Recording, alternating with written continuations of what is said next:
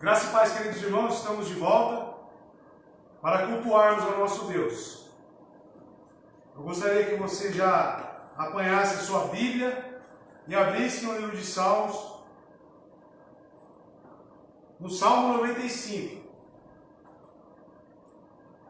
Abra no Salmo 95 para darmos início aqui e abrirmos este culto. Salmo 95. A palavra de Deus diz assim: ó, vinde, cantemos ao Senhor, façamos um barulho alegre à rocha da nossa salvação. Venhamos diante da sua presença com ações de graças e façamos um barulho alegre a Ele com salmos. Pois o Senhor é um grande Deus e um grande Rei sobre todos os deuses. Em suas mãos estão os lugares profundos da terra. Também é sua a força dos montes. O mar é seu e ele o fez, e as suas mãos formaram a terra seca. Ó, vinde, adoremos e nos prostremos, ajoelhemos diante do Senhor, nosso Criador, pois Ele é o nosso Deus, e somos o povo do seu pasto, e as ovelhas da sua mão. Se hoje ouvirem a sua voz, e como no dia da tentação no deserto, quando vossos pais me tentaram, me provocaram e viram a minha obra.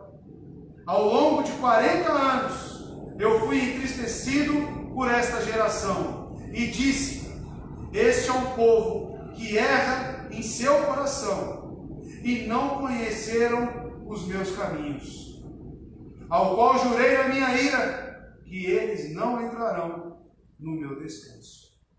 Hoje é um dia de reflexão e de reconhecimento de que Deus, de que Cristo é a rocha da nossa salvação. O nosso Deus é um Deus que está no mais alto monte, como também está no mais profundo abismo. O nosso Deus está na seca, como também na parte mais molhada desta terra, no oceano. O nosso Deus reina. Que você possa cantar a convocação deste salmo para cantar a este Deus, que é Senhor, que é Rei e que é soberano. Que possamos cantar: vinde, cantemos ao Senhor, façamos um barulho alegre à rocha da nossa salvação. Cantemos, meus irmãos.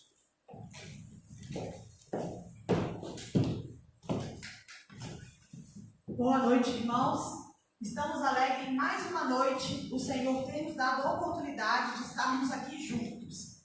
Peço que agora você concentre sua atenção, que você exalte o nome do nosso Senhor. A primeira canção fala: alegrem-se os céus. Hoje nós estávamos pela manhã em nosso Café Conexão, e nós estamos no livro de Salmos. Iniciamos em Gênesis e já estamos em Salmos. E lá em Salmos, que foi a leitura que nós fizemos hoje, Salmos 96, todos os cânticos que cantaremos hoje, eles falam desse salmo. Primeiro ele fala que cantemos ao Senhor um novo cântico, depois ele pede para que regozijemos o nome do Senhor, depois que alegrem-se os céus, e finalizaremos com as canções que todas nos levam aos salmos que nós lemos hoje. E acredito que vocês vão se familiarizar com esses salmos. Então adorem ao Senhor. Todos os cânticos que cantamos na igreja são cânticos de exaltação ao nome do nosso Deus, porque é o mínimo que podemos fazer aí, porque Ele é digno de toda a honra e toda a glória e todo o louvor. Cantemos juntos. Alegrem-se os céus, regozijem-se a terra, diga-se entre as nações: o Senhor reina. Alegrem-se os céus, regozijem-se a terra, diga-se entre as nações: o Senhor reina. Aleluia.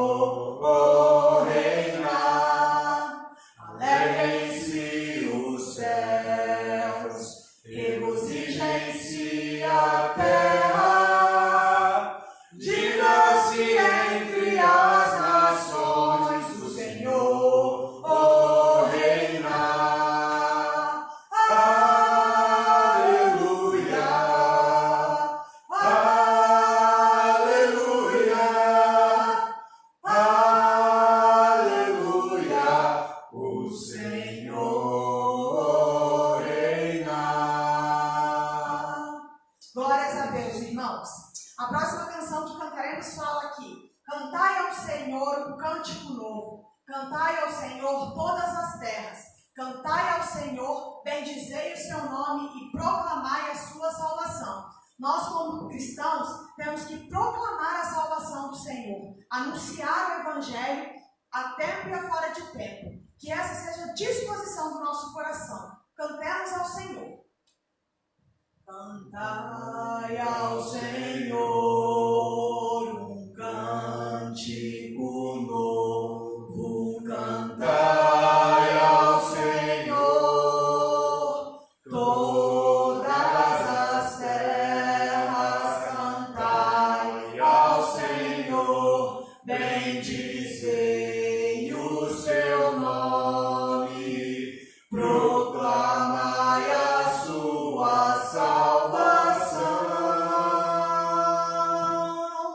anunciai entre as nações a sua glória, entre todos os povos as suas maravilhas, porque grande é o Senhor e muito digno de ser louvado, mais temível do que falsos deuses.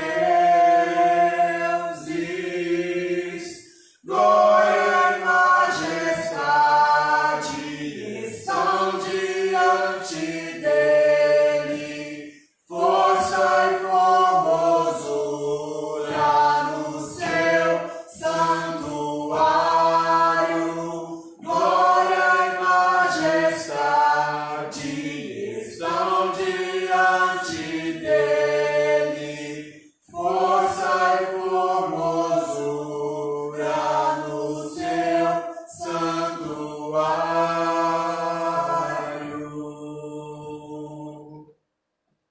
Cantai ao Senhor um cântico novo. Cantai ao Senhor todas as terras. Cantai ao Senhor, bendizei o seu nome, proclamai a sua salvação,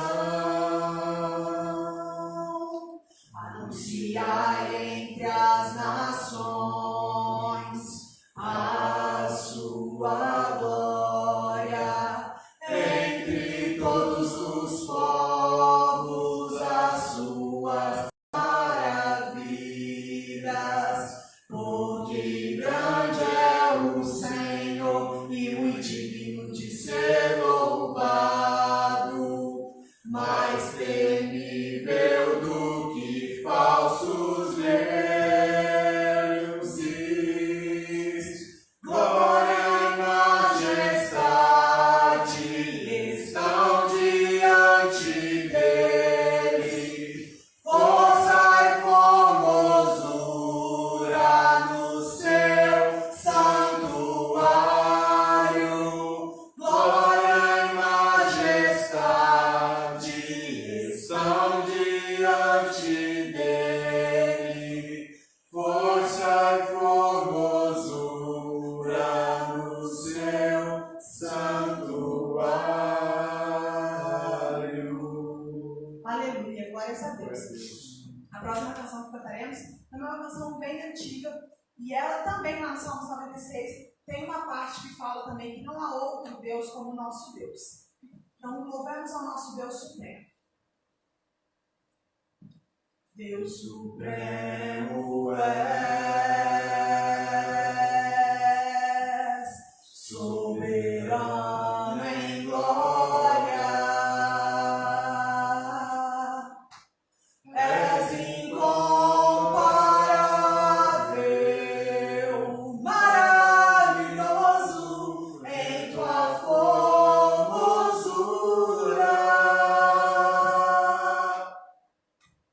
És incomparável.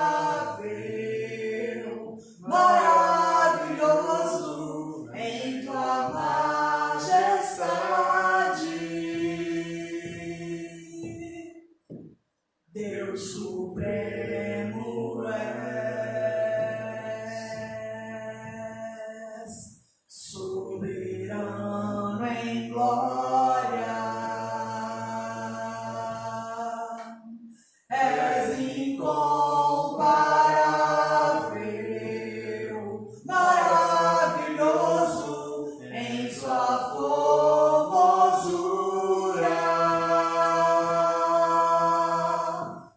És incomparável, maravilhoso em sua majestade.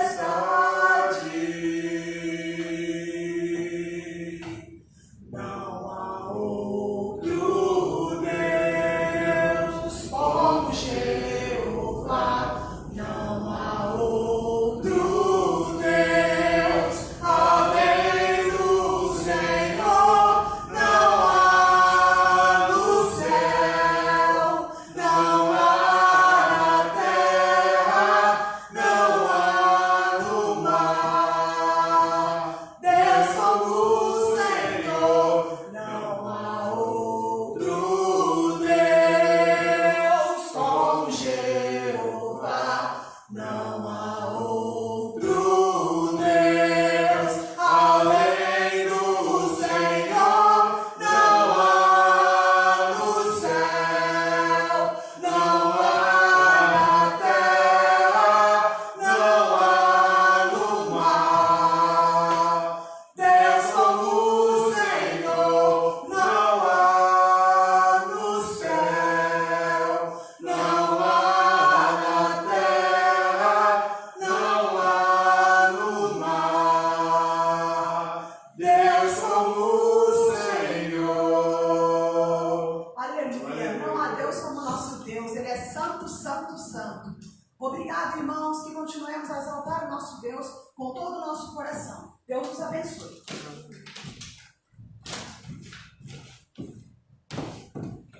Glórias ao nosso Deus. Quão bom é estar na presença do Eterno, cantando e exaltando o seu nome. Ainda no Salmo 96, vamos cultuá-lo com os nossos dízimos e ofertas. Salmo 96, no verso 8, diz assim: Dai ao Senhor a glória devida ao seu nome. Trazei uma oferta e chegai aos seus atos. Que oferta é esta, meu irmão, a não ser a gratidão do nosso coração? Não por obrigação, não por força, mas como algo livre, algo gerado por Deus em nossos corações. Você é grato ao Senhor pela sua saúde, por tudo que Ele tem feito na sua vida? O quão grato você pode ser neste momento ao cultuar a Deus com a sua gratidão? O seu tempo, a sua saúde, o seu trabalho, você deve reconhecer que isso é graças ao Senhor. Você está hoje podendo trabalhar ou empregado graças ao nosso Deus. O que devemos então fazer? Retribuir. Retribuir na sua obra. Retribuir lhe rendendo glórias. Retribuir com a nossa gratidão. Então está passando aqui na nossa conta os dados bancários. Banco do Brasil, o código 001, agência 6535, dígito 8, caso pedir a agência, o dígito, conta corrente 11509, dígito 6. Favorecida Isadora Molina Fiorito, que é a nossa tesoureira, CPF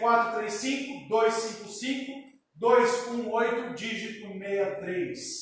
Está aí então os dados bancários para você cultuar a Deus com seus recursos, sendo grato ao Eterno. Abra a sua Bíblia agora em Marcos, Evangelho segundo Marcos, capítulo 8.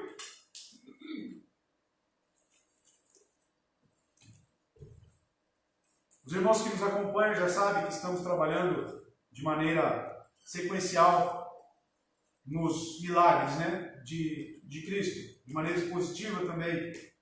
Estamos tratando dos milagres, falando sobre essa obra maravilhosa de Cristo Jesus. Semana passada estudamos aqui e analisamos, com a graça do nosso Deus, a cura de 2 cegos. Vimos toda a mensagem por detrás daquele milagre. E hoje não seria diferente. Hoje estamos diante do texto que registra a cura de um cego apenas. De um cego que nos fala muitas coisas. Que Cristo nos ensina através deste milagre. Muitas coisas, muitos sinais, muitas características sobre uma pessoa cega. Marcos capítulo 8, do verso 22 ao verso 25. O texto diz assim: E ele chegou a Betsaida e trouxeram-lhe um homem cego e pediram-lhe para tocá-lo. E ele tomou o cego pela mão e o levou para fora da aldeia. E ele, cuspindo nos seus olhos e impondo suas mãos sobre ele, perguntou-lhe se ele enxergava alguma coisa. Verso 24, e ele, olhando para cima, disse: Eu vejo homens como árvores andando. Verso 25, depois disto, ele colocou novamente suas mãos sobre os seus ombros e o fez olhar para cima, e ele foi restaurado e viu a cada homem claramente. Até aqui. Vamos mais uma vez orar e pedir para que o Espírito Santo esteja ministrando, nos abençoando mais uma vez.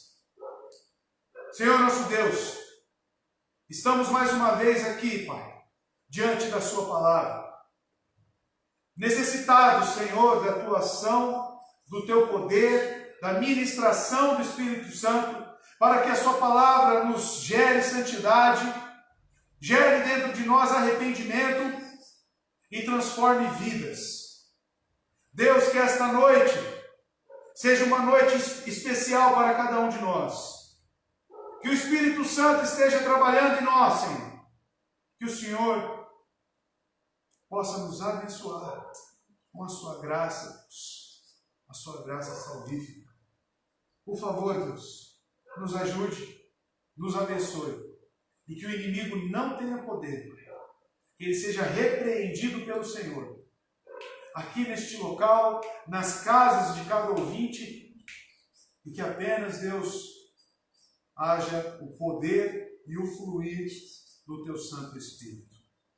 Oramos assim agradecidos, no nome santo de Jesus Cristo. Amém. Marcos capítulo 8, no verso 22 ao 25. Antes de lermos e darmos prosseguimento aqui nesse texto, deste sermão, vamos pegar alguns trechos anteriores a este que chegamos. O contexto ao qual está inserido esse registro, essa narrativa de Marcos. Primeiramente, leia comigo na sua Bíblia, no capítulo 8 ainda, o verso 11 e o verso 12. Onde diz assim: E vindo os fariseus começaram a questioná-lo e tentando a Cristo, no caso, procurando um sinal do céu.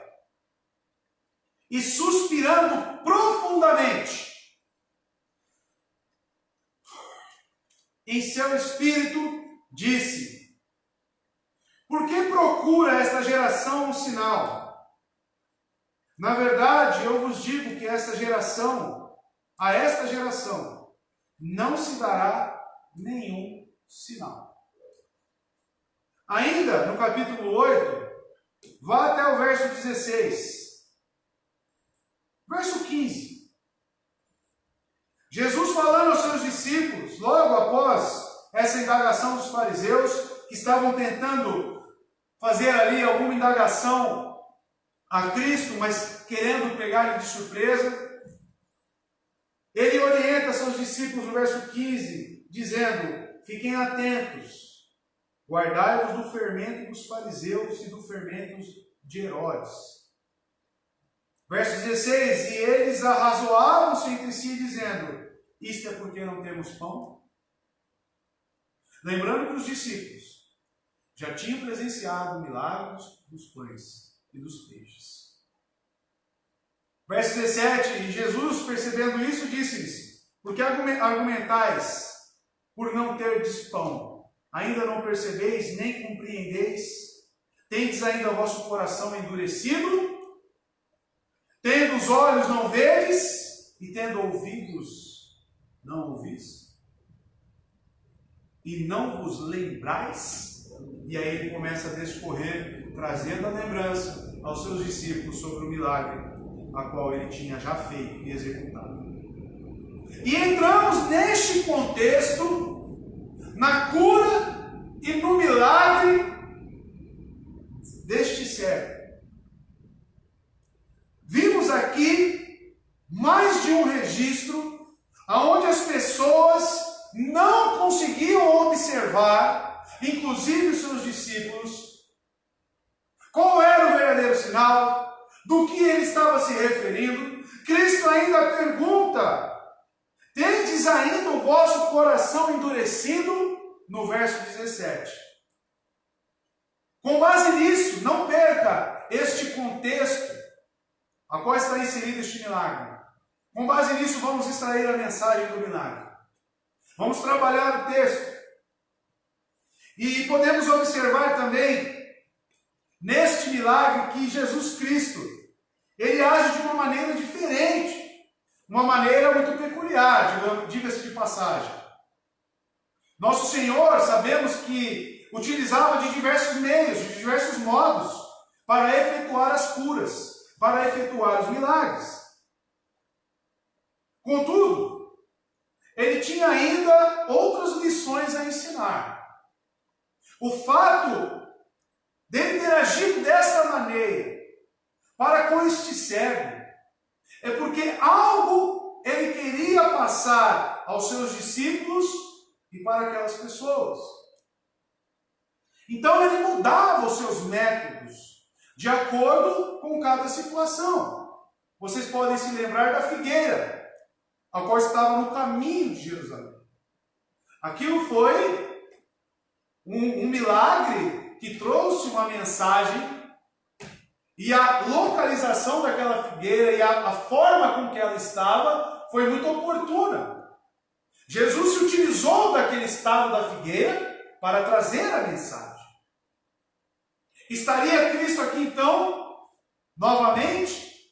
Eu digo que sim.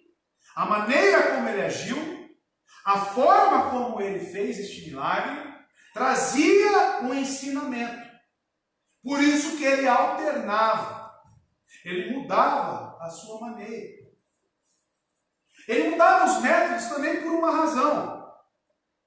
Cristo, sendo a palavra e sendo um com Deus, sabia que existiria esses registros sobre os seus milagres.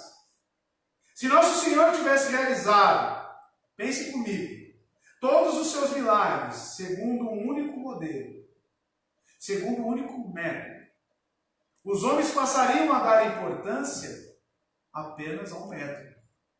Iriam consagrar, colocar aquilo como um ato sacro. O método se tornaria mais importante do que a própria pessoa de Cristo.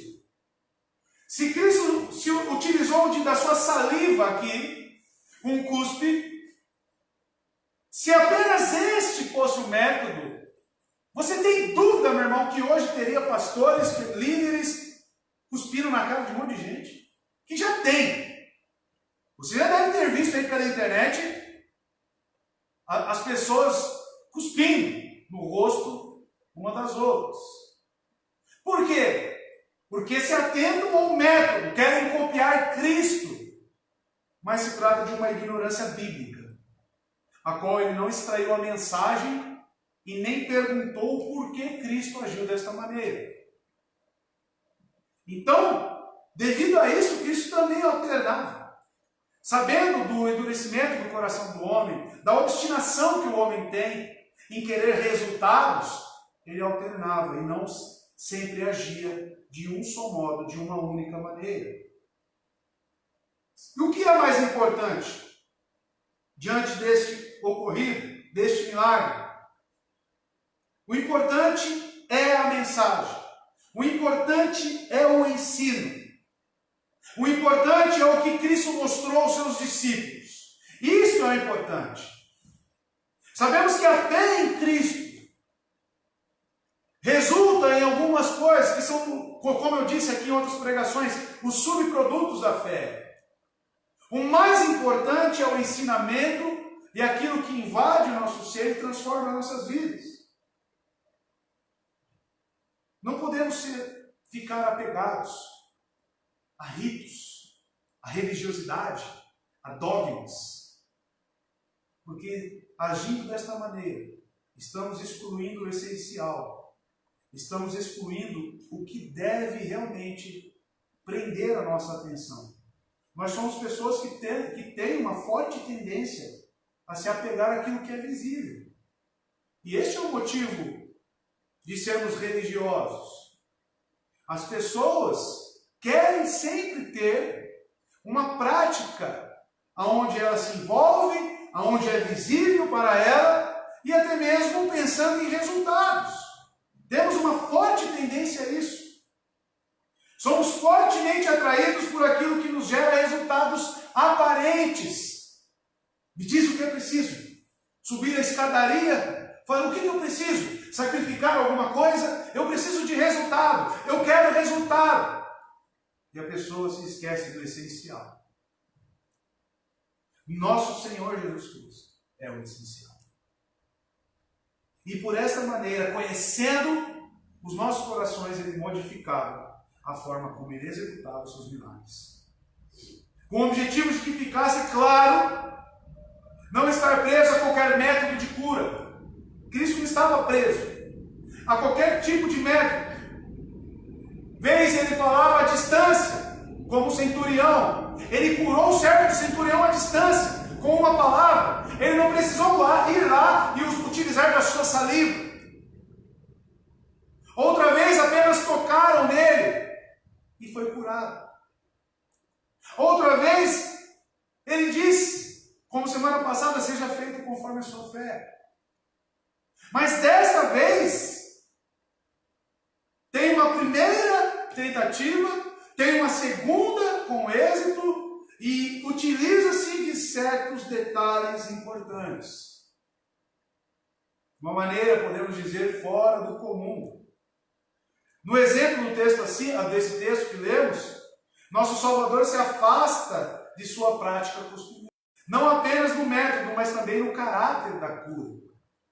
Na maioria dos milagres, nosso Senhor Salvador, a pessoa curada é restaurada imediatamente.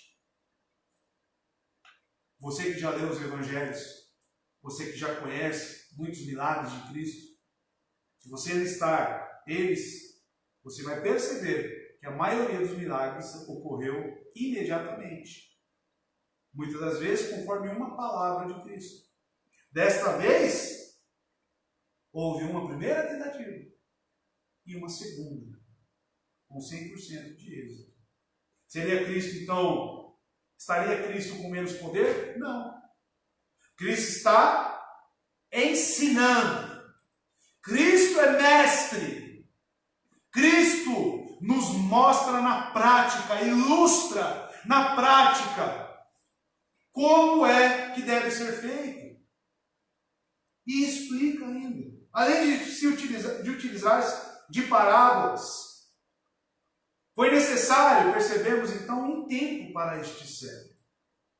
Aqui, porém, o médico, amado, nosso Senhor, trabalha de maneira menos imediata, concedendo apenas parte da bênção por um momento, onde a sua visão fica um pouco turva, e fazendo uma pausa. E levando o seu paciente a considerar o quanto lhe fora dado. E tem ali um espaço de tempo. E quando lhe fora retido também. Este tempo era necessário para este cego refletir sobre o que foi feito. Pensar neste milagre. Dar valor naquilo que foi dado a ele. Jesus Cristo agiu de uma maneira muito inteligente. Então, e uma segunda operação é aperfeiçoada a boa obra. Na segunda vez, ele tem a sua visão completamente restaurada. E ele enxerga com perfeição. E percebemos que a cura aqui foi feita de maneira gradual, então.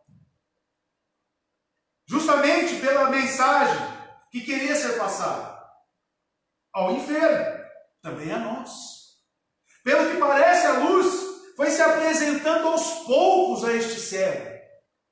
Foi pequenos lances de luz, para que depois realmente seus olhos fossem abertos. Para que após realmente ele pudesse contemplar a luz do dia. Quem sabe esse cego realmente apresentou para muitas pessoas a maneira gradual do agir de Cristo. Esta pausa teve esta intenção. Foi de maneira sábia, foi de maneira necessária.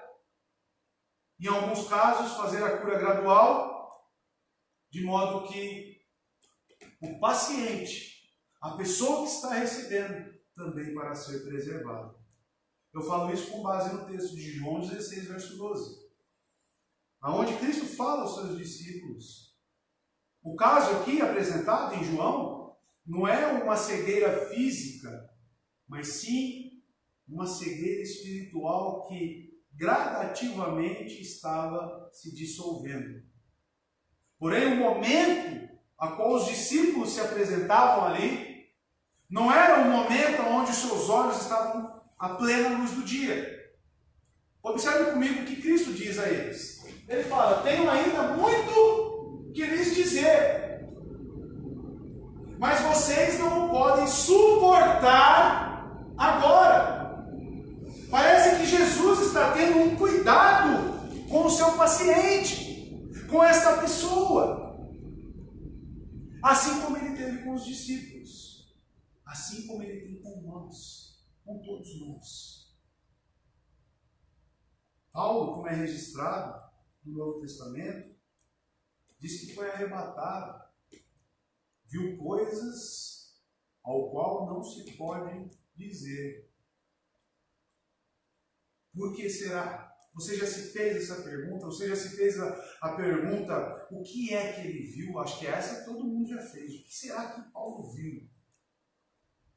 Mas além desta, que é óbvia, por que será que não deve ser dito? Se você já leu o livro de Apocalipse, teve um momento em que João viu algo, a qual também foi dito. Isso você não registra.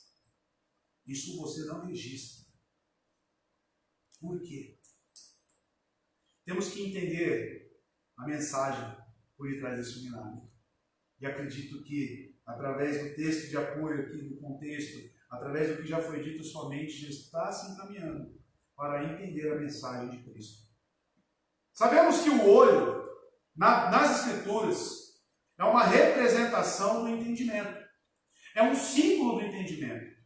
Como diz em Mateus 6, verso 22. É bem possível, se não normal, curar o entendimento do homem em etapas. Por isso que Cristo disse aos discípulos que eles não suportariam, porque eles estavam em um processo. Mas ao entendimento pode ser necessário vir a ser esclarecido por meio de uma iluminação a longo prazo. Veja comigo como os olhos são representados como entendimento. Mateus 6, verso 22. Diz assim: os olhos são a candeia do corpo. Se os seus olhos forem bons, todo o seu corpo será cheio de luz. A maneira como eu olho as coisas, a maneira como eu as entendo, a maneira como eu as interpreto. É os olhos que nos trazem o entendimento e simboliza isso para nós.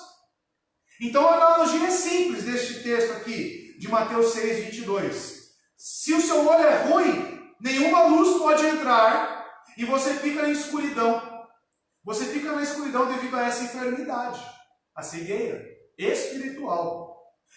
É pior ainda quando o problema não é apenas a visão física prejudicada, mas também a corrupção da própria natureza espiritual, como eu disse.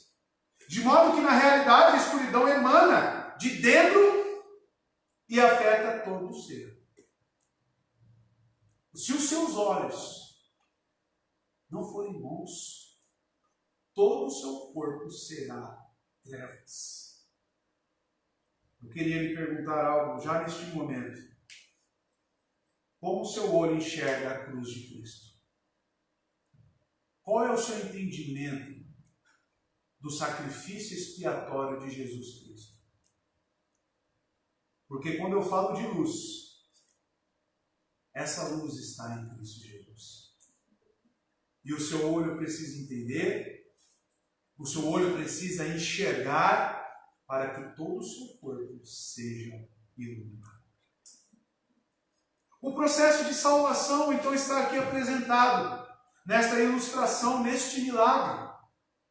A alma não pode receber, em primeiro momento, senão uma pequena percepção da verdade. Um pequeno feixe de luz. É bem provável que a visão espiritual jamais nos seja concedida em absoluta perfeição, até que entremos na luz perfeita. Isso é claro. Por isso que existem textos que não foram revelados. Existem assuntos que não nos foram revelados. Existem coisas que não suportaríamos. Por mais que seja gradual este processo de iluminação de Cristo, de nos tirar a cegueira espiritual, por mais que seja gradual, o ápice vai ser apenas glorificado. O nosso corpo corrompido nos impede de ver a plena luz. Mas não significa que temos luz e que essa cegueira vai nos abandonando. E qual é o objetivo, então, deste sermão nesta noite? É que, com a ajuda do Espírito Santo, para que possamos interpretar este episódio. E, em seguida, iremos destacar os meios de cura. Em terceiro lugar, vamos nos deter por alguns instantes e considerarmos o estágio da esperança. E, finalmente, concluiremos com uma observação a respeito da completa cura deste século. Então acompanhe comigo no texto, no verso 22, verso a verso, expositivamente. Pegue sua Bíblia, irmão. Para de preguiça. Pegue aí e vamos acompanhando. Verso 22. Eles foram para Betsaida, e algumas pessoas trouxeram um cego a Jesus, suplicando-lhe que tocasse nele. Então trouxeram este homem. Trouxeram este homem até Jesus Cristo, suplicando. O termo suplicar, como é que você entende esse termo? O que é uma súplica? Você já viu alguém suplicar? Jesus, toque este homem! Toque ele! Trouxeram este homem. E o texto diz que ele era cego. E quais são as características de um cego? Trata-se de uma pessoa, espiritualmente falando, de entendimento obscurecido. E literalmente também falando, um cego que de nascença nasce com essa deficiência, ele não sabe as formas, ele não sabe como a altura, profundidade, ele tem o seu entendimento obscurecido sobre as coisas. Espiritualmente, também. Não, apesar de vermos com os olhos materiais, não conseguimos entender. Então, os nossos olhos deixam o nosso entendimento obscurecido. E podemos chamar isso de cegueira. É cego, sim, mas não contribui de modo algum para que outros se tornem cegos também. Ou seja, não se trata de uma doença contagiosa. Uma pessoa cega não deixa a outra cega. Se estiver junto de outros cegos, não aumenta a cegueira deles. E se entrar em contato com aqueles que podem ver, não prejudica de modo algum a visão deles. Então se trata de algo que temos que observar muito individual para cada um. Tanto no âmbito da deficiência, da doença, como também no âmbito espiritual. A cegueira espiritual que você tem, ela é algo seu, assim como a minha. E Jesus Cristo tem que trabalhar em cada um, trazendo a luz. É muito pertinente observarmos este fato, porque muitas pessoas têm uma certa filosofia de pensar e dizer que as pessoas se tornam cegas por causa da influência de outros. Em âmbito espiritual, em âmbito de entender, a cegueira, ela é algo que é propriedade de cada um. Um cego também é uma pessoa, geralmente, a qual nos deparamos nas ruas, que sentimos pena. As pessoas sem a luz da visão espiritual de que estamos falando, geralmente são amadas até mesmo em nossas famílias. Essas pessoas que não entendem, essas pessoas que são desprovidas do entendimento bíblico, são pessoas do nosso lar, são pessoas que estão ao nosso redor, são pessoas que necessitam deste milagre. Pessoas amadas. Pessoas estas que muitas das vezes não espalham injúrias, nem dão mau exemplo. Se falam de coisas espirituais, em geral, causam pena, pois poucos sabem a respeito. São cegas, espiritualmente falando. Da mesma forma que uma pessoa a qual você se depara na rua e vê, necessita da sua ajuda, necessita ser encaminhada, desperta dentro de você a pena.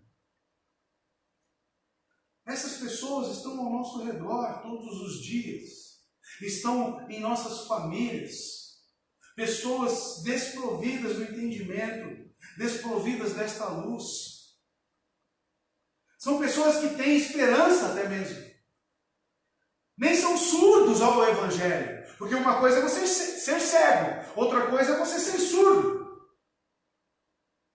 Muitos ouvem com considerável prazer e bastante atenção.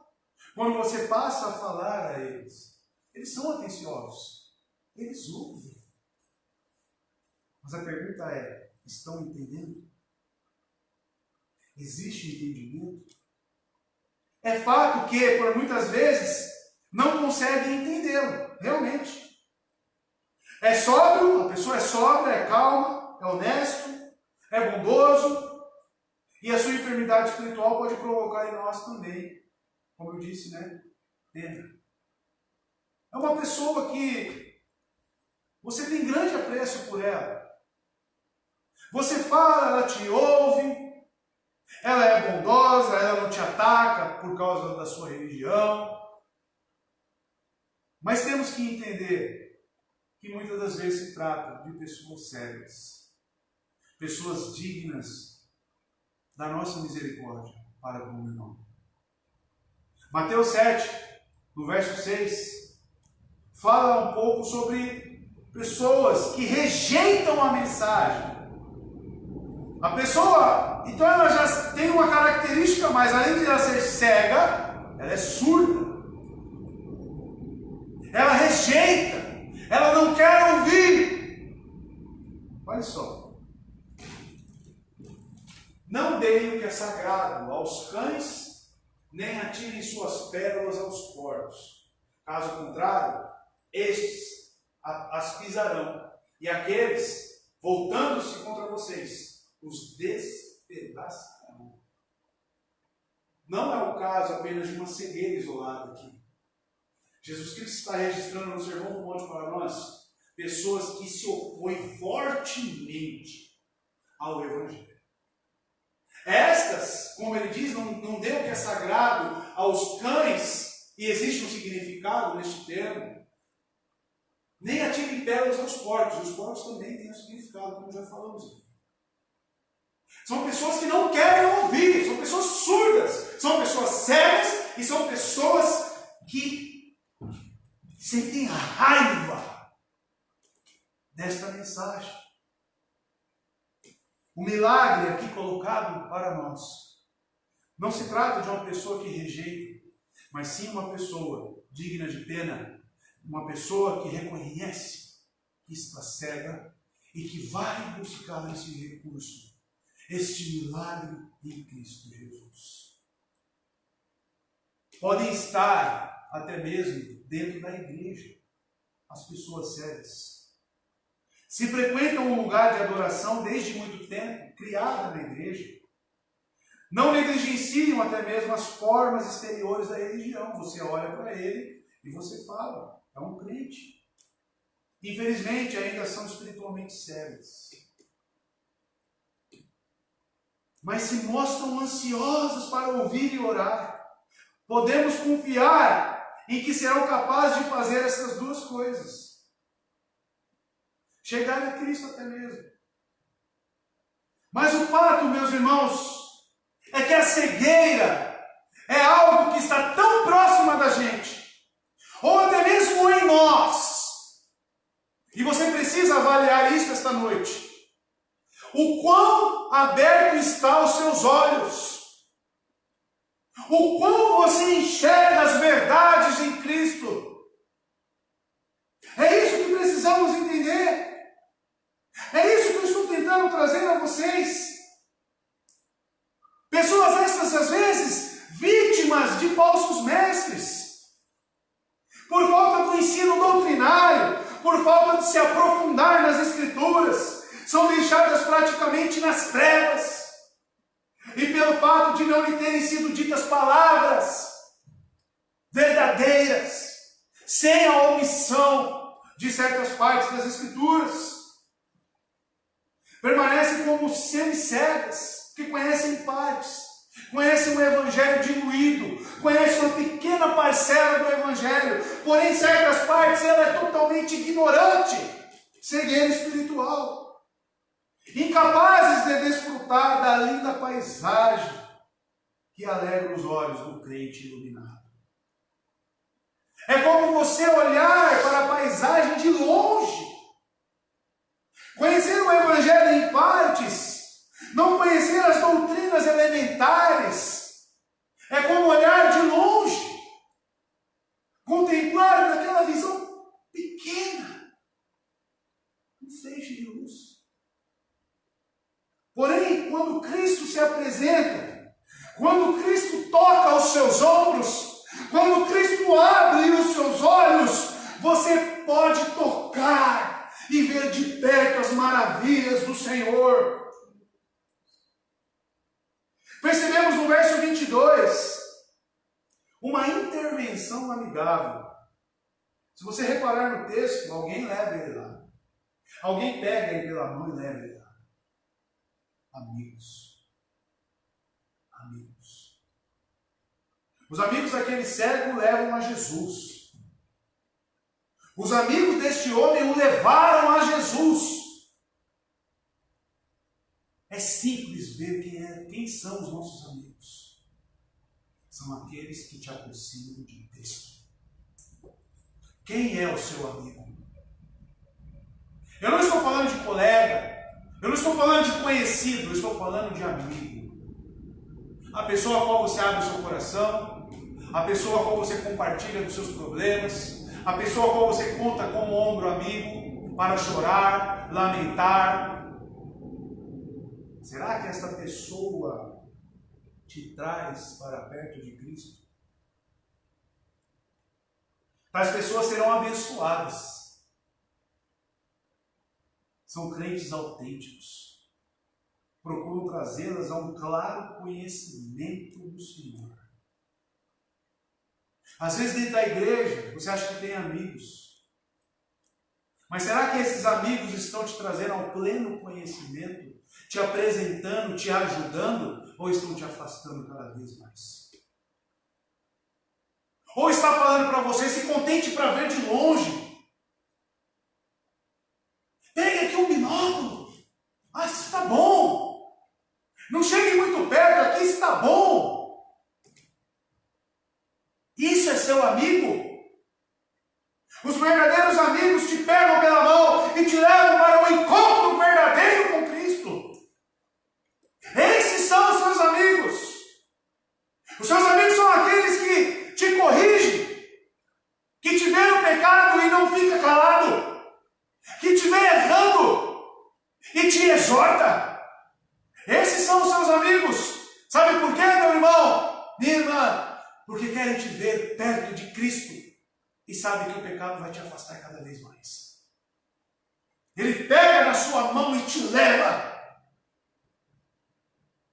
Se você colocar esses critérios na sua vida, quem você pode chamar de amigo? É uma triste realidade.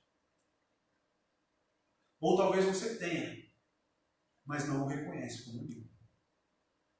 Por quê? Cegueira espiritual. Você deve se perguntar: por que você não traz essas almas para o mesmo ministério sadio que lhe foi tão útil e instrutivo? Se você tem acesso a Cristo, se você o enxerga como essas pessoas que trouxeram o cego, por que você não traz essas almas para perto de Cristo? Será que você ao menos enxerga Cristo? Se você enxerga e sabe onde Ele está, por que você não pega essas outras pessoas e traz ele para perto de Cristo? Se você não tem feito isto, provavelmente seja porque você não enxerga Cristo. Porque ainda você se mantém cego. Você é cego. Por que você não traz essas pessoas para aquilo que lhe foi sadio, lhe foi útil, lhe foi instrutivo, lhe fez bem? Por que não coloca no caminho dessas pessoas o livro sagrado das Escrituras, que foi o meio para o qual seus olhos se abriram? Se você teve acesso a este livro que abriu os seus olhos, que é lâmpada para os seus pés, por que você não coloca este livro no caminho dessas pessoas? Além de perguntar quem são seus amigos, eu pergunto: você é amigo de alguém? Você é amigo de alguém? Você se preocupa com os meus pecados? Você se preocupa com os pecados do seu filho? Você se preocupa com os pecados do seu marido? Você se preocupa? Se você diz que enxerga Cristo claramente, por que você não apresenta Cristo a eles? Por que você não coloca essa palavra no caminho deles? Por quê? Por que não coloca diante da mente delas aquele texto das Escrituras?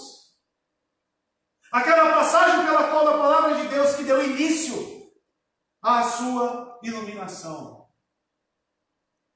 A minha foi em João 6. Ninguém vem ao Pai. Ninguém vem a mim, perdão, se o Pai não o atrair. Qual é a sua?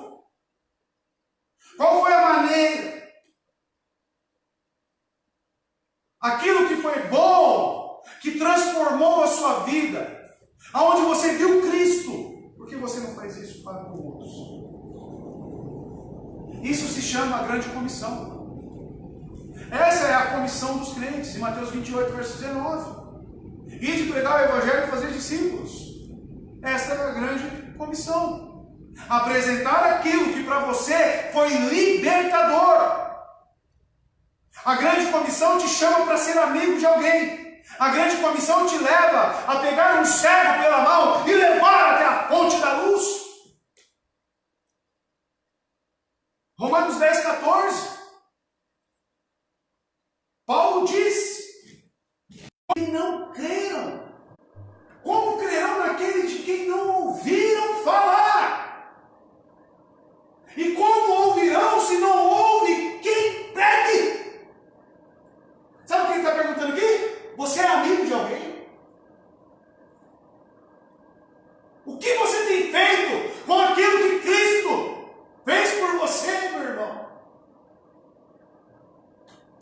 Estamos lá, imbuídos na missão de levar alimento para aquele povo no Jardim Planalto. Fazer grandes coisas, mas do que adianta eu fazer tudo isso se eu não levar Cristo a eles? Do que adianta? Do que adianta? Quando o homem cego é trazido ao Salvador, ele estabelece primeiramente um contato com Jesus. Existe um contato. Pois o Senhor o toma pela mão. Que dia feliz para a alma quando ele entra em contato pessoal com o Senhor Jesus. Porque uma coisa é, meu irmão, você pegar pela mão essa pessoa, levar até Cristo. E outra coisa é ele a pegar pela mão. É diferente. Porém, a nossa função, a comissão dada a nós é levar as pessoas até Cristo. Se Cristo vai a pegar pela mão ou não, isso não é problema nosso. O que eu não posso fazer é negligenciar aquilo que me foi proposto. Aquilo que me foi proposto, não, me perdoe. Ordenado. Ordenado. Se eu sou um crente, eu obedeço. Obedeço ao quê? Aquilo que me foi ordenado. Crente que não obedece, não é crente. Não é crente. Existe então o estado da descrença. Quando estamos em estado de descrença, irmãos, nos assentamos na casa de Deus e para nós Cristo parece estar distante. Nós o ouvimos, sim, mas ele nos parece como alguém, mais alguém que partiu para longe. Estamos presentes, ouvimos falar dele, mas parece que está longe. Pregar o Evangelho, obedecer? Não precisa. Ah, você crê em Cristo? Crê em Cristo.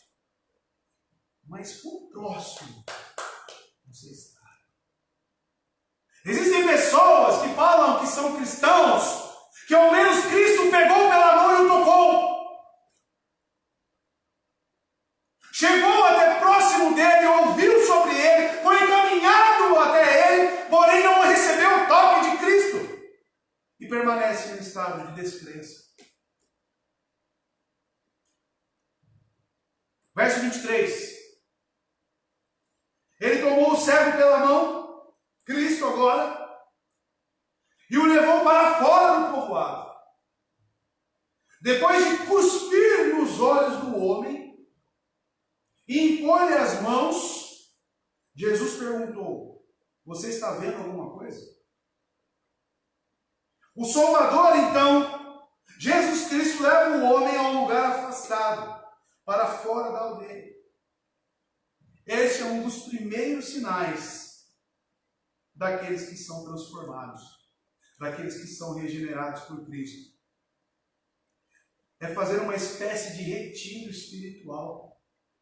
Porque ele sente a responsabilidade, ele sente o peso sobre as suas atitudes. Quando o homem é levado a se sentir como se estivesse sozinho, mesmo estando no meio da congregação, quando entende a ideia de que a verdadeira religião é individual, é intrínseca e não comunitária.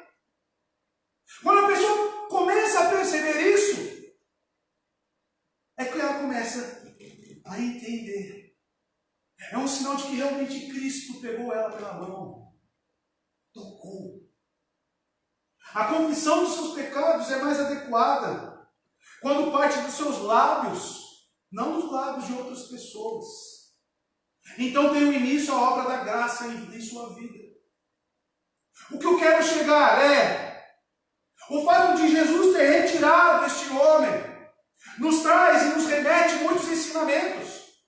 Uma pessoa tocada por Cristo é uma pessoa que abandona práticas que desagradam ao nosso Senhor. A pessoa se retira. Aqueles que eram os meus amigos não são mais. Aquelas pessoas que não queriam o meu bem, queriam ver eu chapurdado na lama.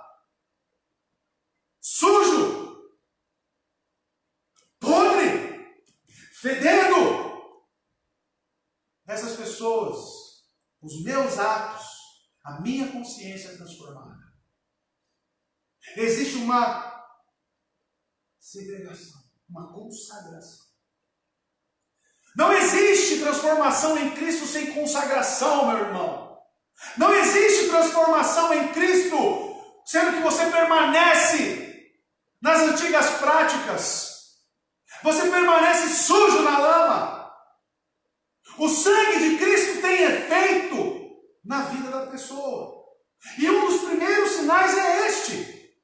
A pessoa tem uma transformação, sendo que aquilo que ela gostava, muitas das coisas ela não gosta mais. Somente é transformado. Agora o cara fala que é cristão e permanece como um ímpio. E não tem preocupação nenhuma. E posta na rede social, e posta para fulano, e posta para ciclano. Como se Cristo tivesse o tocado. Aqueles a qual Cristo toca saem da cegueira, são transformados. Não transforme a palavra de Deus em qualquer livro mundano, cheio de pornografia, cheio de atos levianos, concupiscência da carne, vontades próprias, egoísmo. Vejo muitos cristãos, eu não vou ficar fazendo máscara para ninguém. Eu vou permanecer deste estado mesmo. Eu sou assim. Te pergunto se Cristo pegou você pela mão. Te pergunto que tipo de entendimento do Evangelho você tem com esse tipo de pensamento. Que tipo? Amigos do mundo, inimigos de Deus. Cristo e Belial não tem comunhão alguma. Luz e trevas não estão em comunhão. Nunca estarão, por mais que você queira misturar as duas coisas. A pessoa que tem esse pensamento de misturar as duas coisas permanece na cegueira espiritual. Permanece no seu estado de ignorância. Então Cristo, diante do texto aqui, no verso 23, depois de levar ele para fora, que representa o primeiro ato da conversão, a consagração, a santificação, então ele cospe nos olhos do Senhor. Ele utiliza da sua saliva. A atitude de Jesus a seguir, esta apresentada, foi bastante estranha. Para nós, receber uma cusparada é algo estranho, desonroso, nojento. Mas existe uma lição por detrás disso. Ele usou de um meio que se poderia até considerar como indigno. Simplesmente cuspiu nos olhos daquele homem. Existe uma outra situação onde ele cuspiu no chão, fez lama e colocou sobre os olhos da pessoa. Aqui é outro milagre. Ele utiliza da sua saliva. Na antiguidade se supõe, alguns historiadores, que a utilização da saliva fazia parte dos procedimentos médicos para a cegueira. Mas não era este o caso. Jesus não estava se baseando em métodos humanos. Jesus está aqui se baseando em ensinamentos eternos. Palavras de vida. Cristo está aqui representando para nós a boca que parece o entendimento. É exatamente isso que vai abrir os seus olhos. Se você acaso disse alguma vez que o Evangelho é uma coisa tola, perdão, parece-me sim que o uso da saliva fazia uma ligação entre a abertura dos olhos do cego e a boca do Salvador. Existe uma conexão daquilo que saiu da boca de Cristo para aquilo que abriu os olhos daquele cego, e foi a sua saliva. Ou seja, por meio deste gesto representativo, a saliva conectava a iluminação do entendimento com a verdade que Cristo professava. Romanos 10:17 diz, olha a conexão, consequentemente a fé vem pelo ouvir, vem da boca, a mensagem, e a mensagem é ouvida mediante a palavra de quem? De Cristo. A sua saliva, a representatividade, como se ele passasse uma mensagem, porque eu creio, irmãos, o texto não revela, mas eu suponho que os discípulos estavam presentes aqui nessa cena, porque alguém relatou isso nos evangelhos, alguém ficou sabendo disso nos evangelhos. Aquilo representava uma mensagem para os seus discípulos. É através da palavra, é através da minha boca que as pessoas vão ser iluminadas, que os seus olhos irão se abrir. Exatamente isso que vai abrir os seus olhos. Se você por acaso disse alguma vez que o evangelho é coisa de tolos, é uma filosofia de vida qualquer, se você algum dia rejeitou essa palavra, é por meio deste lugar comum, é por meio deste evangelho, é por detrás desta boca. Um pregador dizia que ao pregar, ele orava a Deus assim: Deus, que a minha língua, que a minha boca seja a pena molhada no tinteiro para escrever aquilo que o Senhor quer.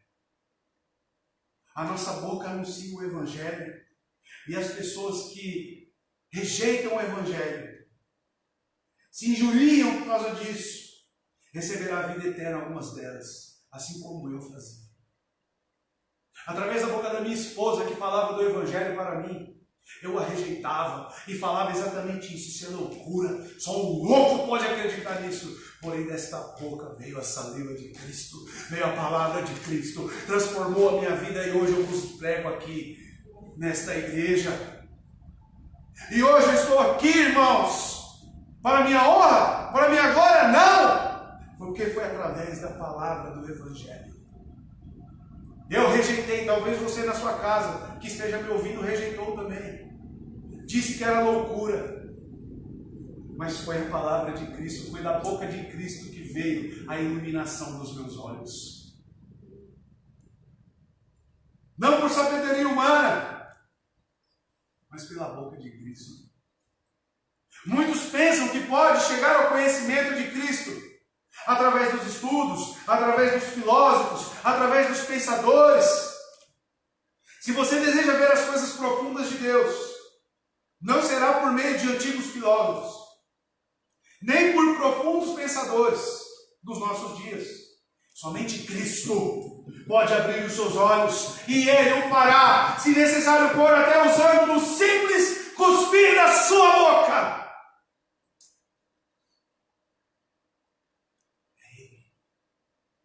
É Ele. É Ele. E o texto aqui ainda diz, no verso 23, que Jesus impôs, colocou as mãos no céu. Você também perceberá que quando Jesus cospe nos olhos do cego, conforme nos diz o relato, coloca as suas mãos sobre ele, teria ele feito isso como uma forma de bênção celestial? Ao impor as suas mãos, teria Jesus concedido ao homem sua bênção? Ordenado que o fluxo da virtude de sua própria pessoa passasse para este homem? Eu creio que sim. Cristo tocou aquele homem, pôs as mãos sobre aquele homem. Assim Cristo ainda nos faz. As mãos de Cristo nos tocam, porque a sua palavra diz que aqueles que o Pai o dá, de maneira alguma, os lançarão fora. Cristo nos pega pelos ombros, nos abraça e nos agarra, e de maneira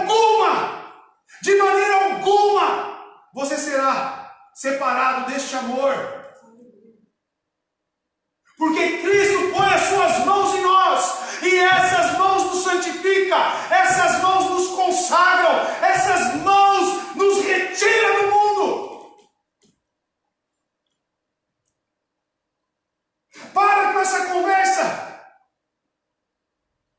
Ah, vou perder minha salvação. Isso não existe. Aqueles que são salvos, aqueles que chegam a ser tocados por Cristo, nunca serão desamparados. Nunca serão abandonados. Nunca. As mãos de Cristo que nos tocam. Isso é maravilhoso. Assim sendo, irmãos, não é o cuspir, não é o levar o homem para longe da multidão, não é o ministério, não é a pregação da palavra, não é a consideração do ouvinte, o que irá fazer alcançar as bênçãos espirituais, é a unção dele mesmo, que morreu pelos pecadores e que confere essa bênção espiritual, essa bênção celestial a todos aqueles que ele toca. É o tocar de Cristo que nos salva. É o tocar de Cristo. Se trata dele porque ele morreu pelos nossos pecados. Não é o amigo, não é a palavra, não é o cuspir, mas sim o toque de Cristo. E ele pergunta para este cego: vês alguma coisa? O Senhor considera o globo ocular daquele homem o poder de ver. Concede a ele, veja agora. Mas não removera completamente a película que mantinha opaca a luz vinda de fora. Ele olhava para cima e a primeira coisa que ele vê,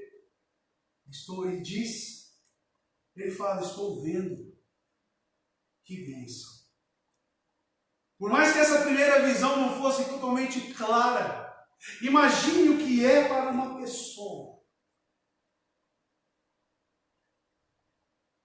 Imagine o que é para uma pessoa sair do estado de escuridão, não enxergar o rosto das pessoas mais queridas que estão ao seu redor, não enxergar a forma das coisas. O que é para uma pessoa passar a ver, mesmo que seja tudo nublado, as coisas ainda ganhando forma? Presta atenção no que eu vou te dizer. Cristão que não é grato a Deus não é cristão. Porque o sentimento de um cego que viveu na escuridão e passa a ver, mesmo que seja com deficiência, você consegue mensurar a alegria desta pessoa, a gratidão desta pessoa. Não existe pessoas resgatadas por Cristo, tocadas por Cristo, que não sejam gratas. Não existe. Este homem passou a ver, este homem passou a enxergar. Podemos dizer como o homem cego? Podemos ser gratos como este homem? Alguns de vocês poderão também dizer: um dia eu fui cego, mas agora vejo. Sim, Senhor, não estou mais na escuridão total. Não vejo ainda quando deveria. Eu não vejo claramente, mas eu vejo. Mas vejo, e existem muitas coisas das quais eu não sabia nada. E agora, graças ao nosso Senhor Jesus Cristo, sei pelo menos alguma coisa sobre elas. Você já agradeceu a Cristo hoje pelo toque que Ele te deu? Pelo entendimento que você tem? Você pode considerar pouco, mas você vê, meu irmão. E o que você vê foi Cristo que lhe deu. Visão clara? Ainda não. É era uma visão turva. A percepção espiritual de alguma coisa é a prova de que você tem vida espiritual. Lembra da EBD? Consigo enxergar Deus atuando. É a percepção de que algo espiritual habita em você. Por mais que nossa visão seja turva, algo que você está vendo, que ainda não podemos enxergar a beleza plena da salvação, mas algo que você está enxergando. Se você já enxerga o seu estado de queda, por exemplo, e a dependência de Deus que você tem para se livrar desse estado, isso já é uma visão. Agora, o perigo é o cego falar que vê, sem ao menos ver. É aí que mora o perigo. Verso 24.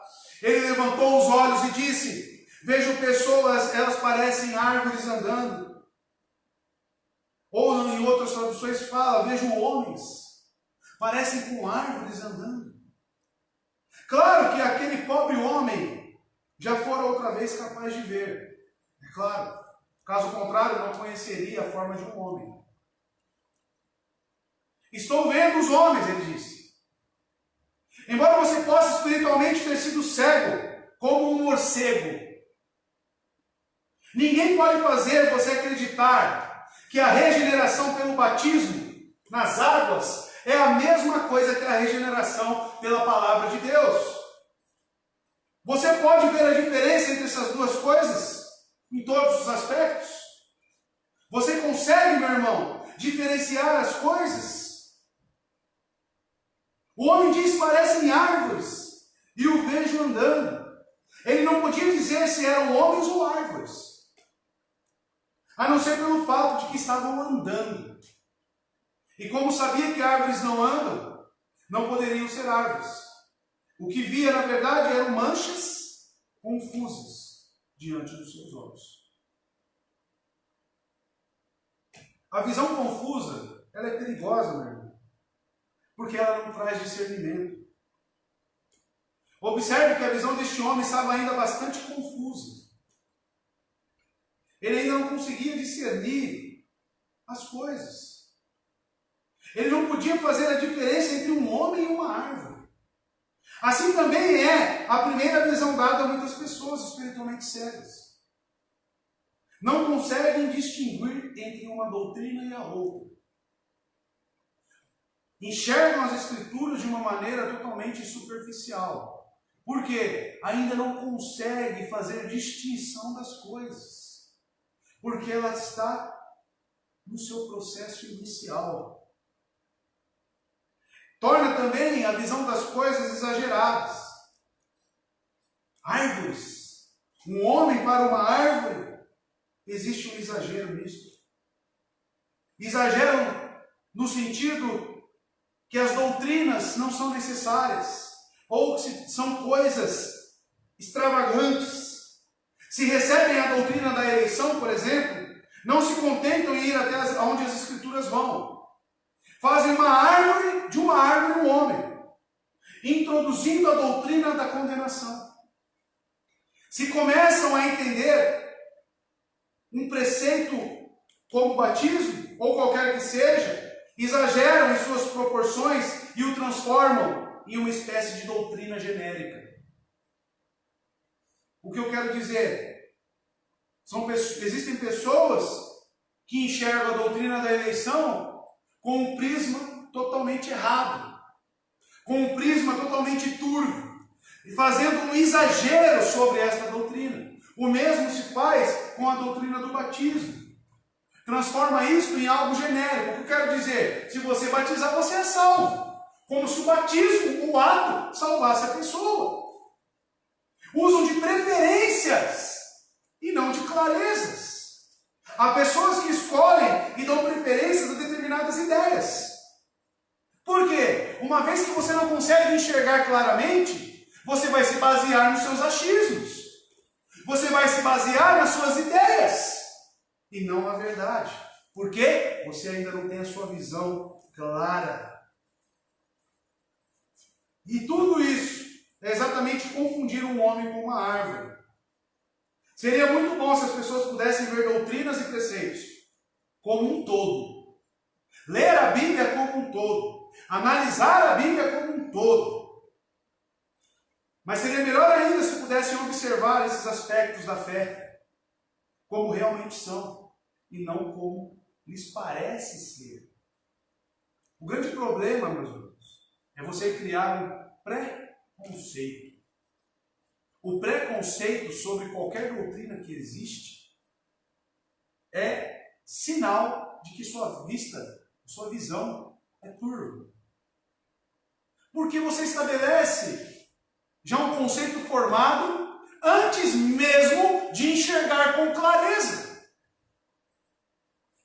Você toma de exagero. Você começa a criticar algo que nem ao menos conhece. É claro, você não vê. Você precisa de uma visão mais clara. Você precisa de um entendimento. Vocês precisam enxergar a beleza. Causa também essa visão turva, um temor desnecessário a certas doutrinas. Esse exagero geralmente leva ao temor. Pois se eu vejo um homem caminhando na minha direção, que seja tão alto quanto uma árvore, você vai ficar tranquilo?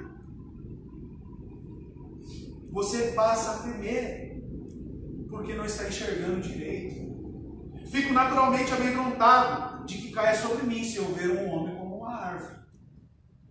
Porque você não está vendo. O que é isso? Você fica atemorizado, você fica com medo. Assim acontece com as doutrinas que são obscuras para você. Você sabe que elas estão nas Escrituras, mas você não tem entendimento suficiente ainda.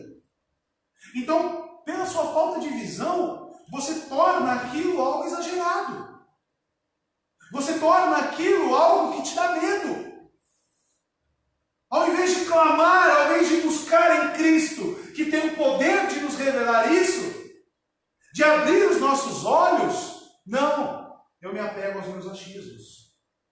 Precisamos enxergar a beleza das doutrinas. Juntamente com esse exagero e temor, medo, existe na vida dessas pessoas uma perda total da alegria. Uma vez que a alegria vem pelo fato de sermos capazes de perceber a beleza e a amabilidade dos seres, das coisas e das coisas.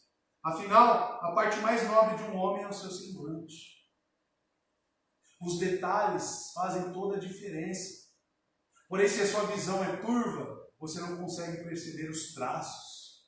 É como colocar diante de você a obra mais bonita, mais bela de Leonardo da Vinci, ou qualquer que seja o pintor. Aí você vai olhar para aquele quadro, porém, pela sua falta de conhecimento, você não vai contemplar os traços, a beleza das cores. Assim como olhar para uma pessoa e enxergar a beleza através dos traços do seu rosto. Assim, a visão turva diante das Escrituras, o seu conhecimento se torna limitado. Você não consegue entender nem enxergar a beleza do Evangelho e do sacrifício de Cristo, porque não vê os detalhes. Os efeitos da visão são gerados diante das pessoas. Assim, os efeitos da visão em um grupo de pessoas pode gerar ou uma unidade, como se você reunisse várias pessoas para contemplar este quadro que eu citei, e todas essas pessoas conseguissem observar as cores, os traços. Qual seria o efeito desta visão aprimorada? Todos iriam estar unânimes no mesmo local, contemplando aquele quadro. A compreensão das Escrituras, na sua beleza, na sua minúcia, nos detalhes, traz unidade para a igreja. Traz unidade. Também, o inverso, o contrário, a visão turva, a visão deficiente, traz muitas opiniões pessoais e variadas. Por não observarem com clareza, tomam medidas precipitadas, como eu disse, o preconceito. Uns dirão que são árvores, como este homem, e outros dirão que são homens. Aí não existe a unidade. Leva à ignorância. é algo terrível. Por isso, irmãos, por mais que você enxergue, por mais que você veja, peça a Deus para que essa visão seja clara. Peça a Deus para que você entenda todos os detalhes. Mas a primeira coisa, você precisa ser tocado por Cristo. Eu vejo jovens, eu vejo pessoas também querendo passar para o conhecimento, para contemplar a beleza das doutrinas, sem ao menos ter sido tocado por Cristo. O primeiro passo é ser tocado, o primeiro passo é ser apresentado e Cristo te abraçar e te receber. Esta é a primeira etapa. Verso 25 e último. Mais uma vez Jesus colocou as mãos sobre os ombros do homem. Então ele tocou na primeira vez, perguntou o que ele via, e ele falou que via homens como árvores. Jesus então agora, mais uma vez, Jesus colocou as mãos sobre os olhos do homem. E então seus olhos foram abertos, e sua vista lhe foi restaurada, e ele via tudo claramente. Na King James traz um pouco diferente, diz assim: depois disto, ele colocou novamente suas mãos sobre os seus olhos, e o fez olhar para cima, e ele foi restaurado, e viu cada homem claramente. Tocou mais uma vez seu paciente. A renovação do contato que você tem com o Salvador constitui o meio de alcançar seu aperfeiçoamento. Tal como foi o seu primeiro contato para ser iluminado, assim como nós, na nossa conversão, tivemos um primeiro contato, não passa só do primeiro. Existe o segundo, talvez o terceiro, talvez o quarto. Quantos contatos forem necessários. Tal como foi o seu primeiro contato para ser iluminado, ele precisou de mais um. Mantenha-se junto a Cristo, em íntima comunhão, relacionamento com a sua bendita pessoa, em total dependência do mérito dele, não do seu. Estude a pessoa de Cristo. Deseje intensamente que ele tenha comunhão com você. Peça isso a Deus. Tenha sede e fome de justiça. Isso é ter sede e fome de justiça. E olhe para ele com seus próprios olhos da fé. Com os olhos abertos. Não com os olhos de outra pessoa. Não se baseie pela fé de outro. Se baseie pela sua fé. A fé do outro não te salva, meu irmão. Serão estes os meios pelos quais ele lhe dará uma luz mais clara. Um entendimento mais claro. A visão que revela Cristo. Quando os olhos daquele homem foram abertos plenamente, qual foi a primeira imagem que ele viu? Quem estava diante dele? Quem estava ali? Que fato maravilhoso. Ao ter a sua visão completamente restaurada, ele vê Cristo na sua frente. Próximo. Assim são aqueles que têm a sua visão aberta, a sua visão iluminada. Elas enxergam Cristo Jesus. Se não pudéssemos ver a face de Jesus, deveríamos nos conformar então em termos cegueira eterna. Do que adianta? Do que adianta, meu irmão, ver um traço totalmente obscuro, uma nuvem diante dos seus olhos? Eu não conheço cristãos que não busquem, cristãos verdadeiros, que não busquem ver Cristo com clareza. É isso que distingue e difere pessoas com uma fé espúria e pessoas com uma fé genuína. O paciente então levantou os olhos. Tiago 1,17 diz que toda boa dádiva, todo dom perfeito vem do alto. E foi para o mesmo lugar que ele olhou. Se desejamos ver, não devemos olhar para baixo. Pare de olhar para baixo. Pare de colocar os seus problemas à frente. Olhe para cima. Olhe para cima. Porque é de lá que vai vir a solução para a sua vida espiritual. É de lá. Tiago 1,17, toda boa dádiva e todo dom perfeito vem do alto, descendo do Pai das luzes, que não muda como sombras inconstantes. Então, sabendo disso, você vai olhar para onde? O cego nos ensinou. O cego olhou para o local correto. Sabe por quê? Porque ele via com clareza.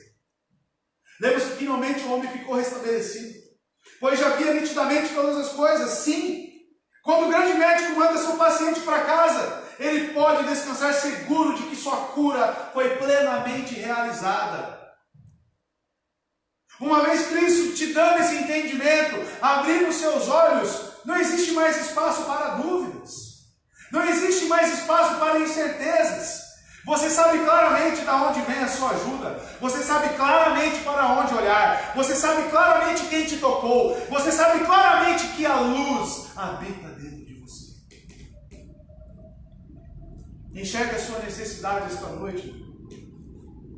Não fique satisfeito em ser simplesmente salvo com uma visão turva. Procure saber como você é salvo. Por que é salvo? Os meios, os métodos pelo qual você é salvo.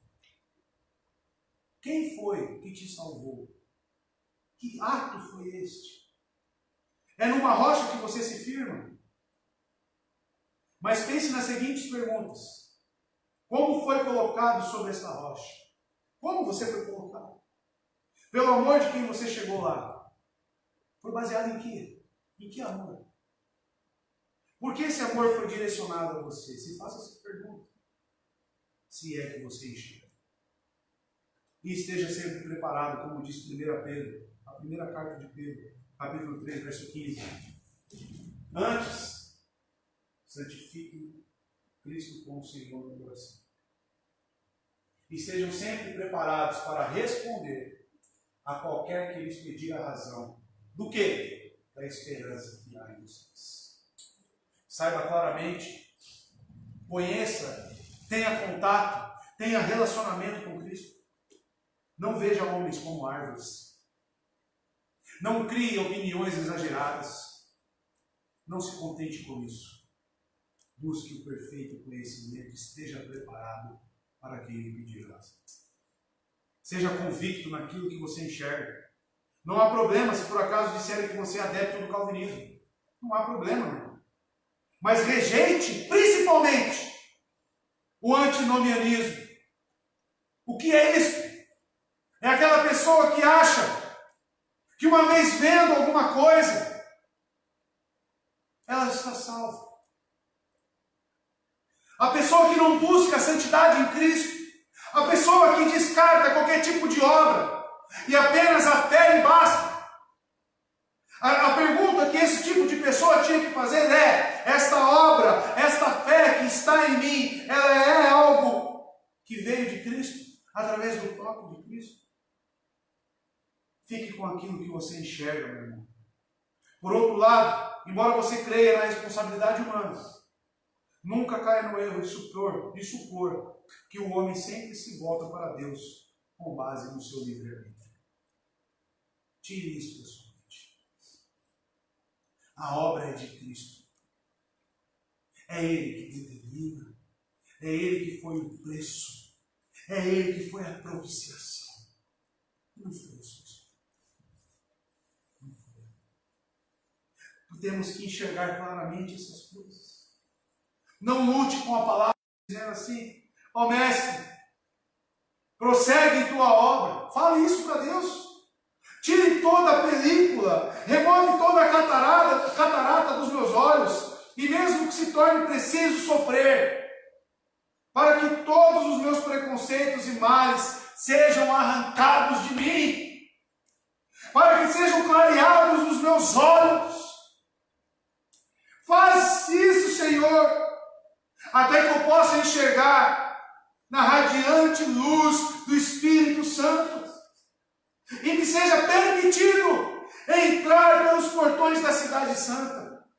Me mostre o caminho, Senhor. Abra as portas para mim, onde os meus olhos poderão ver o Senhor face a face. Que esse seja o desejo do seu coração. Que essa palavra tenha feito sentido no seu coração. Que você possa conversar com Cristo esta noite mesmo, e se achegar a Ele. Porque os planos que Ele tem, como eu falei aqui na EBD, são planos de vida eterna. São planos de vitória, de salvação. Incline sua cabeça. Vamos orar.